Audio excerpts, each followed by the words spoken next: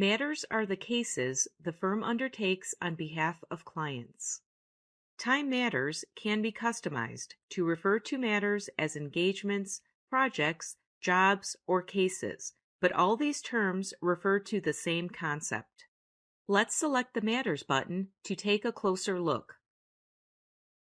The window displays a list of the matters that have been entered into our database.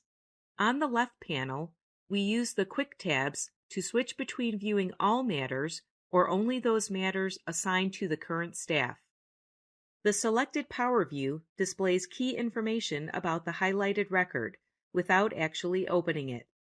Other Power Views, showing different combinations of information, can be accessed from the drop-down menu.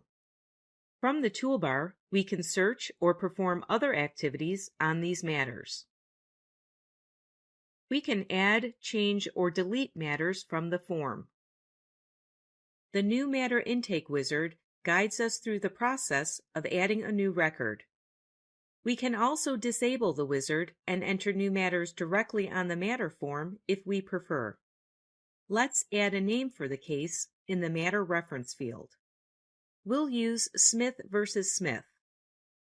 This name is displayed in lists throughout the program to help us identify the matter. The Matter Reference field is the only required field. All other fields are optional, but we'll add more information to organize the matter details together in one record.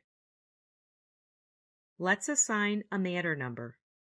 This number may be automatically assigned if the system administrator configured it. If not, we can manually enter one now.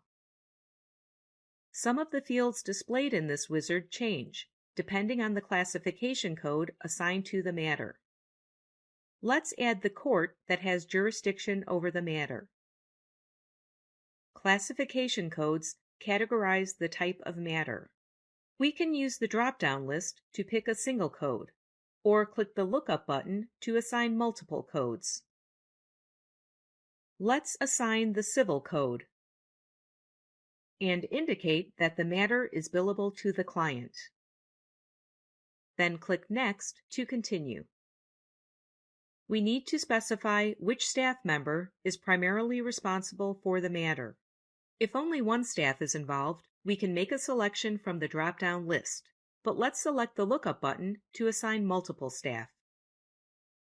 Both Marilyn Campos and Rebecca James are involved with this matter. We select Marilyn and click the Add button to move her staff code into the Selected pane. We then repeat the process to add Rebecca as well. Let's save the selections. Now we add the plaintiff, defendant, and client. If they are already set up as contacts with the firm, we can use the Lookup button to locate them in the contact list. If not, just type the names in the fields. These fields also change, depending on the classification code selected for the matter.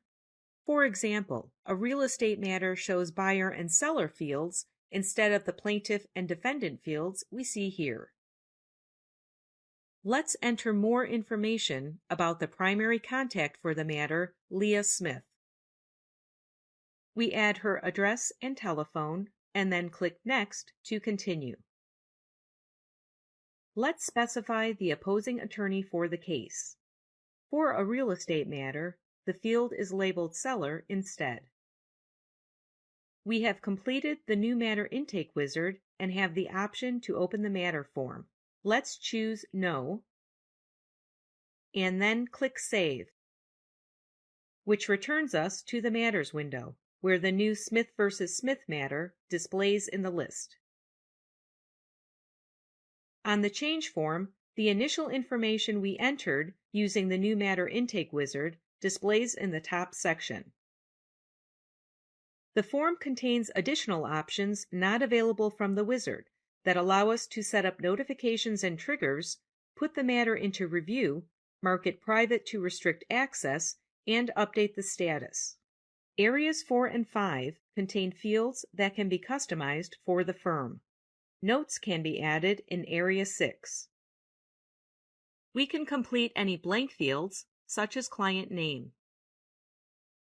We can also modify existing information, like the client's address. Let's add another classification code to further categorize this matter using the Lookup button. The Smith versus Smith matter is a divorce proceeding. We locate the divorce code in the list and then add it to the Selected column. We can add up to 5 classification codes, but these 2 are all we need. Let's click the Save and Close button to update the database and exit the form. The client name now appears on the matter list. Deleting a matter record is a simple process. However, matters with an outstanding receivables balance cannot be deleted. A matter's related records, such as documents, events on the calendar, and billing entries, are not removed when a matter is deleted. Let's select Smith versus Smith and click the Delete Records button. A message asks us to confirm that we are sure we want to delete the record. Let's click Yes to continue. The record has been deleted from the matter list, but can still be restored from the recycle bin if it was removed in error.